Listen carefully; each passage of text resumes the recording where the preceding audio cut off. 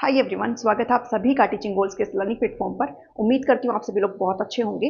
AWS यानी कि army welfare education society का डिटेल नोटिफिकेशन 2024 को लेकर के रिलीज किया जा चुका है, जो कि कल ही आपका आया है और कल से ही आपकी जो फॉर्म फिलिंग है वो स्टार्ट हो गई है। अब ऐसे में बहुत सारे डाउट्स आपके यहाँ पर है, भाई इसमें कौन कौन अप्लाई कर सकता है, क्या इसका एग्जाम पैटर्न रहेगा, क्या इसका सिलेबस रहेगा, एवरीथिंग, हर चीज, एज को लेकर के, एलिजिबिलिटी को लेकर के सारी चीजें मैं आपके साथ इस वीडियो में कंप्लीटली डिस्कस करूंगी। और साथ ही साथ जब भी ये वैकेंसी आती है, जब भी ये नोटिफिकेशन आता है, तो आपके माइंड में एक जो चीज सबसे पहले आती है कि क्या हमें इसके अंदर अप्लाई करना चाहिए है, क्या ये अप्लाई करने में सेफ है, क्या ये सच में वैकेंसीज लाते हैं और सच में आपको सेलेक्ट करते हैं। तो इसके ऊपर मैं एंड ऑफ द वीडियो बात करूंगी और बिल्कुल जो करेक्ट बात होगी, जो सही बात होगी, वही आपके साथ शेयर करूंगी। और ये भी बताऊंगी कि आपको इसको भरना चाहिए कि नहीं भरना चाहिए, जो भी चीजें हैं, ठीक है। क्योंकि बहुत सारे लोग हैं जो आपको ये भी बोलते हैं कि ये सिर्फ अपने ही लोगों को लेते हैं जो ऑलरेडी वर्किंग आर्मी में, उनकी जो वाइफ वगैरह है वो यहाँ पर जॉब करती है। तो वो सारी चीज़ आपके साथ डिस्कस करूंगी। बट स्टार्टिंग में सबसे पहले ये नोटिफिकेशन आपके साथ मैं शेयर कर लेती हूँ, क्योंकि बहुत सारे कैंडिडेट है जो वेट में है यहाँ पर कि ये सारी चीज़ें होती क्या है। सबसे पहला पॉइंट मैं आपके लिए यहाँ पर उठाऊंगी कि ये जो है एक वैकेंसी नहीं है AWS की तरफ से, ये एक डिटेल नोटिफिकेशन आपके लिए आया है। अब इसका मतलब क्या है, तो आप ऐसे समझेंगे जैसे हमारा सीटेट का एग्जाम होता है, जो कि सेंट्रल लेवल पर लिया जाता है ऑल ओवर इंडिया। और जब सीटेट का सर्टिफिकेट आपके पास आ जाता है, तो उसके बेस पर आप DSSB में, आप KVS में और NVS में अप्लाई कर सकते हो। सिमिलरली अगर आपको आर्मी पब्लिक स्कूल में अप्लाई करना है, जहां पर जो मैक्सिमम बच्चे हैं वो सारे डिफेंस जितने भी पर्सनल होते हैं उनके बच्चे यहाँ पर पढ़ते हैं।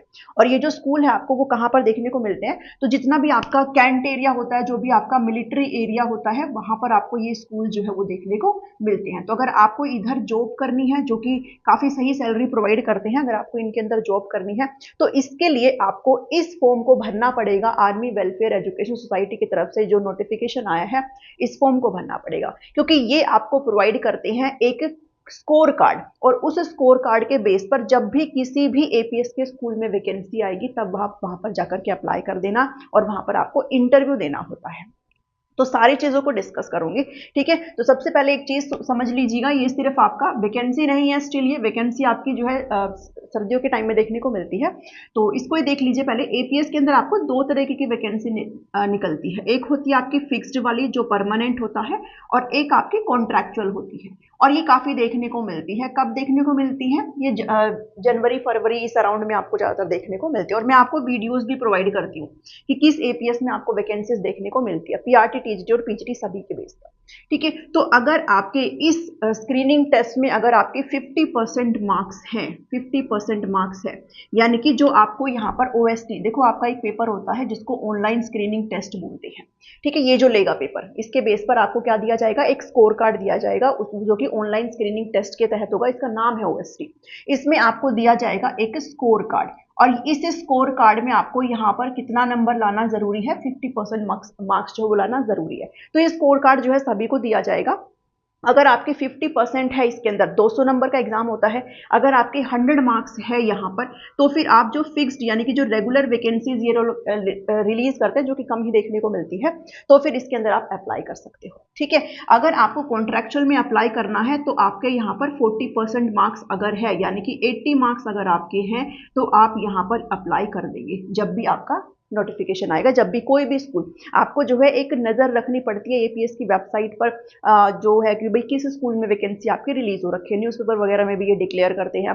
वीडियोस के थ्रू मैं अभी आपको बताती हूँ भाई इसमें आपकी वैकेंसीज आई हुई हैं, ठीक है। तो जब भी वैकेंसीज आएंगे तब आप उसमें अप्लाई करेंगे। फिलहाल ये सिर्फ क्या करेंगे, नवंबर में एग्जाम होगा और उसके बेस पर आपको एक स्कोर कार्ड प्रोवाइड करा जाएगा। और वो स्कोर कार्ड क्या है, आपका एक एलिजिबिलिटी है APS के अंदर पढ़ाने का। आप ऐसे यहाँ पर चीजों को समझेंगे, ठीक है।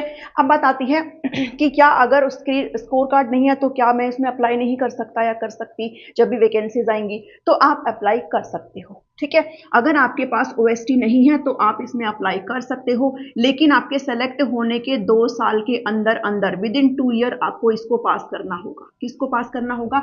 ये जो नोटिफिकेशन है, ये जो स्कोर कार्ड है, वो आपके पास आ जाना चाहिए 50% नंबरों के साथ, अगर आप इसमें सेलेक्ट हो जाते हो। और अगर आप कॉन्ट्रैक्चुअल बेस पर सेलेक्ट हो जाते हो, तो विद इन 1 ईयर आपको इसको क्या करना होगा, पास करना होगा, इतनी चीज़ें आप अच्छे से समझ लेंगे, ठीक है जी, कि ठीक है आप आ सकते हो अगर आप अच्छे से पढ़ाते हो, आप अगर अच्छा सा डेमो देते हो, टीचिंग आपकी सब इवैल्यूएट करी जाती है, 3 स्टेप में सारी चीज़ें होती हैं। उसके बाद आपको अगर फिक्स्ड में हो आप, अगर आपकी परमानेंट पोस्ट हो गई है तो फिर आप 2 साल के अंदर इसको पास करेंगे, और अगर आप कॉन्ट्रैक्चुअल है तो फिर 1 साल के अंदर आपको इसको पास करना होगा। इतनी चीज़ें हैं, आपको आई थिंक समझ में आई होगी।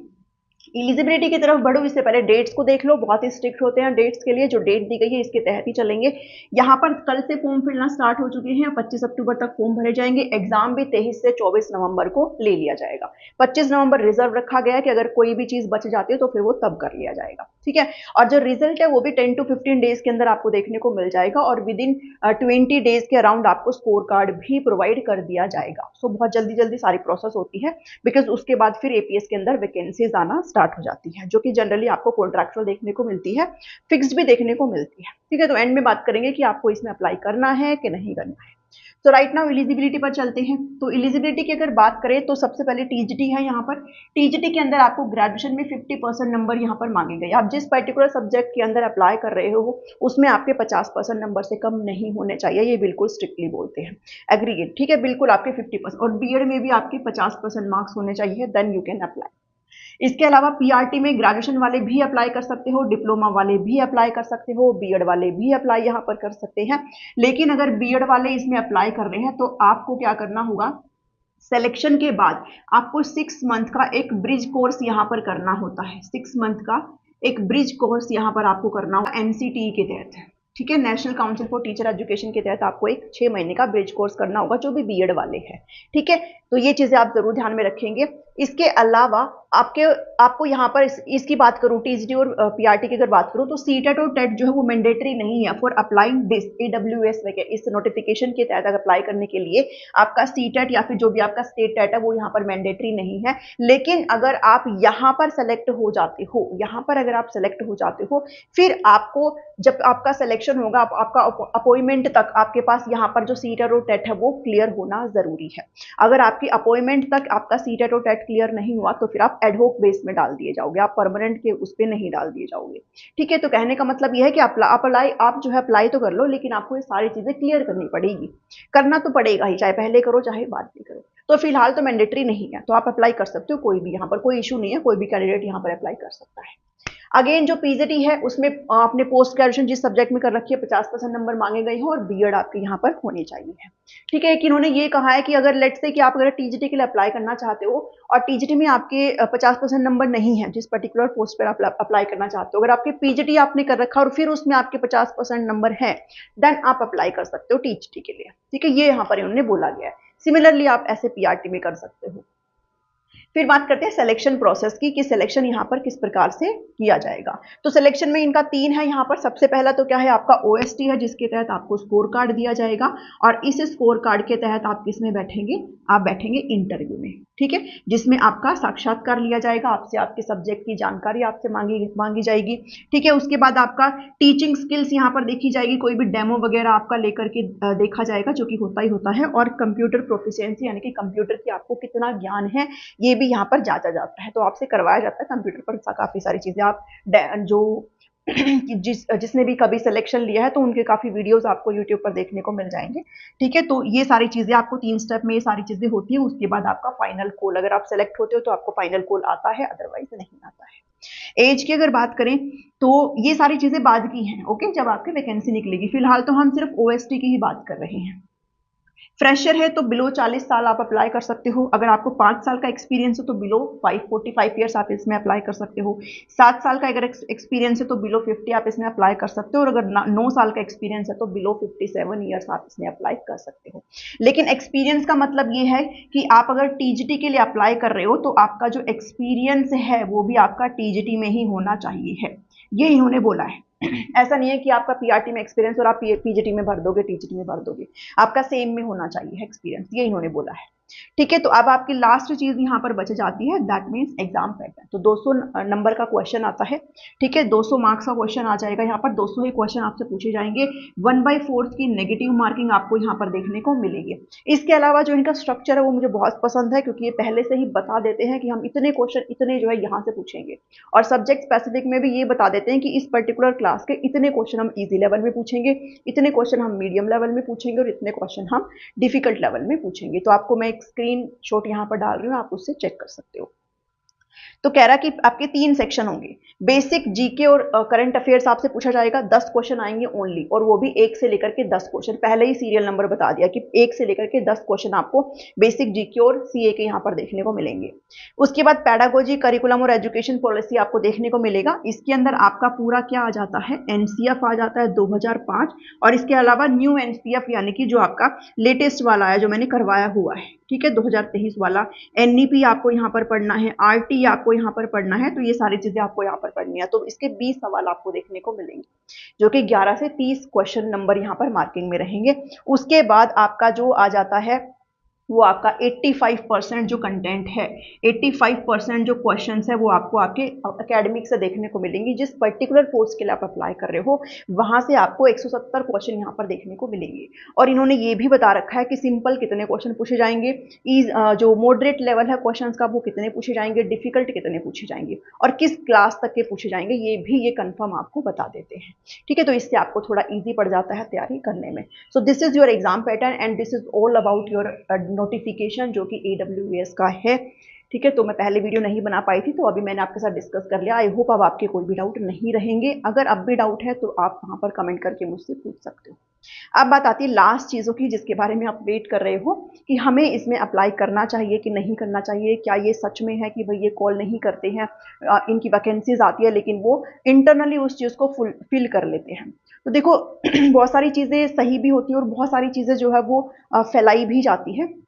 तो ऐसा बिल्कुल भी नहीं है कि भाई बिल्कुल इंटरनली ही फिल कर लेते हैं। फिल करते हैं, उसको मैं भी मानती हूँ, फिल करते हैं, ये इंटरनली फिल कर लेते हैं। मैक्सिमम जो है जो लाइक बड़ी पोस्ट पे उनकी वाइफ्स यहाँ पर जॉब करती रहती है, लेकिन ऐसा बिल्कुल कंप्लीट ज़रूरी नहीं है। बहुत सारे कैंडिडेट हैं जिनके इंटरव्यू वगैरह भी यूट्यूब पे आप देख सकते हो, जिनका सिलेक्शन हुआ है। तो अगर कोई पोस्ट जनरल मतलब जेन्युइनली अगर खाली है और अगर उनको कोई योग्य कैंडिडेट मिल जाता है तो फिर वो कॉल भी करते हैं। सो मेरे अकॉर्डिंग तो अगर आप इसको भरना चाहते हो तो आप भर सकते हो, बट आप इस इंटेंशन के साथ कम ही भरिएगा कि आपका कॉल वगैरह आएगा।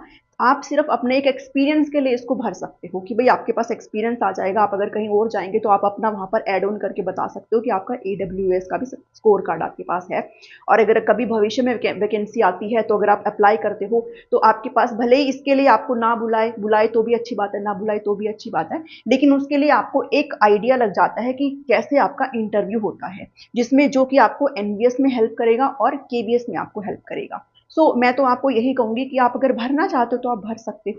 ठीक है, क्योंकि लाइफ टाइम ये आपका वैलिड है OST। और इसके अलावा एक चीज उन्होंने और लिखी है कि अगर आपका कार्ड आपसे गुम हो जाता है तो फिर 250 रुपए आपको पे करने होंगे, और ये आपको डुप्लीकेट कार्ड जो है वो फिर से प्रोवाइड कर देंगे। ये भी एक चीज है इसमें जो कि मुझे नहीं लगता इतनी जरूरी है।